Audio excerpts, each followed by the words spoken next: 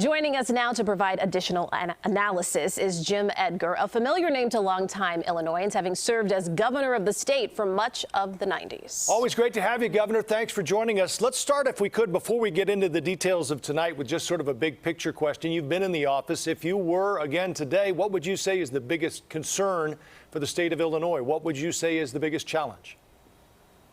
Well, I think we're going to continue to have to deal with budgetary issues. I mean, state got bailed out by the federal money that came in during COVID. So that's always a challenge, not one that gets people excited until we don't have any. There's no doubt immediate how you deal with the immigration issue. That's, is a concern.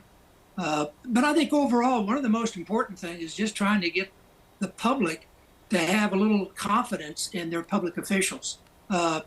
Democracies don't work very well when people don't have faith in their government. And it's not just a struggle here in Illinois, it's a struggle throughout the nation right now. And that's something I think all elected officials in both parties ought to try to make sure that they conduct themselves in a way to bring some prestige to public office, not to drag it down any more than we've had some public officials drag it down in the last few years.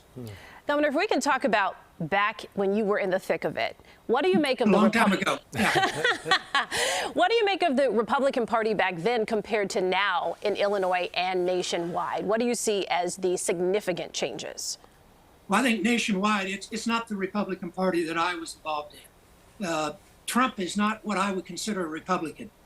This is not the Republican of Eisenhower, Bush, or Reagan. I mean, this is just a different kind of person. And I don't want to spend all my time talking about what I think about him, but it's much different. At the state level, while we have moved far to the right, we're still not as far to the right as most of the Republican parties in the 50 states. And that's going to be one of the things interesting tonight, to see if the more moderate Republicans can make some gains in some of these primaries for the legislature. There's a possibility they could pick up some seats. We'll have to wait and see. But the party, as I knew it, is much different than what we have called the Republican Party today. I think I'd have a hard time winning a Republican primary. Right. I think I might still be able to win a general election, but I'd have a hard time winning a Republican primary. Well, that leads perfectly into the next question here, Governor. Back in your day, Republicans can and did win statewide races. You had the collar counties that leaned more R, but now they've kind of flipped more D. And going back to Bruce Rauner, I guess you could make the argument he was the last one to be able to do it. But can Republicans win a statewide race without a candidate who can win north of I-80? Well, no, you've got to be able to do well north of I-80. There's not enough people. I'm from downstate, and there's just not enough of us. You've got to do well in the suburbs. And unfortunately, as the parties move to the right, that has really cost us in the suburbs. The abortion issue alone has been just a terrible hit on the Republican Party in Illinois. So you've got to be able to do well in the suburbs. You've got to do all right in the city. You're not going to carry the city, but the last time I ran for governor, I carried Cook County. Now, that hasn't happened since. But those are the kind of things you have to do. Maybe not carry Cook, but do much better than we've done. And we've got to do much, much better in the suburbs. That's where the real fall off has been, as the party has moved too far to the right to be able to get the more centralists. And that's what I think you need to be, particularly if you're a Republican, to win in Illinois. That's what we did back in the 90s. Even with Bruce Rauner, I think he projected himself a little more to the center than maybe he turned out to be once he was in office, and then he paid the price for that. Governor, let's talk about the conventions. The Democratic convention, of course, here is in Chicago, and not too far down the road, the Republican convention. What do you see happening at the convention and leading up to November? Well, I think conventions are pretty much just showcases now. I mean, there's no real suspense. I mean, there's been no real suspense in this presidential primary. I remember I told people a year ago, they looked at me like I have lost my mind, that it was going to be Biden and Trump again. And that's what we're going to have. And so the conventions, I think they'll try to use, as they should, to get their candidate across. The convention for Chicago is really a great opportunity to showcase the city. We had a convention back in 1996 when I was governor. And it, I think, was very good for the image of Chicago. And I think that's a great opportunity for the city and the state to show that we have a lot to offer here. But as far as much excitement at the convention, hopefully they have some pretty good entertainers. It'll be pretty dull. I think the party leaders hope it's pretty dull. You don't want to go back and have what we had at the Democratic Convention in 1968. I think we want to have what we saw in 1996. That's the kind of convention I think both cities would like to see. Well, assuming there's no surprise and it is, in fact, Biden-Trump again in November, what do you think happens with the rematch?